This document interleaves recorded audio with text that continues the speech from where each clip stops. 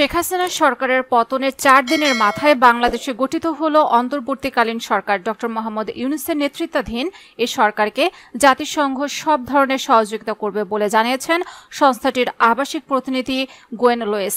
শুক্রবার সকালে বিএনপির একটি প্রতিনিধি দলের সঙ্গে চেয়ারপারসনের গুলশান কার্যালয়ে বৈঠক শেষে তিনি এ আশ্বাসের কথা জানান। সেখানে আধা ঘণ্টার বৈঠক শেষে গণমাধ্যমে কথা বলেন গোয়েন লুইস। এ সময় তিনি জানান, ডক্টর মোহাম্মদ ইউনূসের নেতৃত্বাধীন বাংলাদেশের অন্তর্বর্তীকালীন সরকারকে সব ধরনের সহযোগিতা করবে জাতিসংঘ। একই সঙ্গে দেশের উন্নয়ন ও অর্থনৈতিক বিষয়ে কিভাবে সহযোগিতা করা যায় সে বিষয়ে সব দল মতের মানুষের সঙ্গে কথা বলবেন তারা।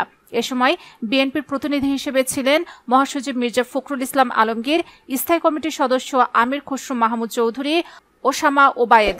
বৈঠক শেষে বিএনপির স্থায়ী কমিটির সদস্য আমির খসরু মাহমুদ চৌধুরী সাংবাদিকদের বলেন, নিরপেক্ষ নির্বাচন হবেই বাংলাদেশে এবং বাংলাদেশের বাইরে, এ নিয়ে কোনো সন্দেহ নেই। কবে নাগাদ নিরপেক্ষ নির্বাচন হবে জানতে চাইলে সাংবাদিকদের কিছুই বলেননি বিএনপি নেতা।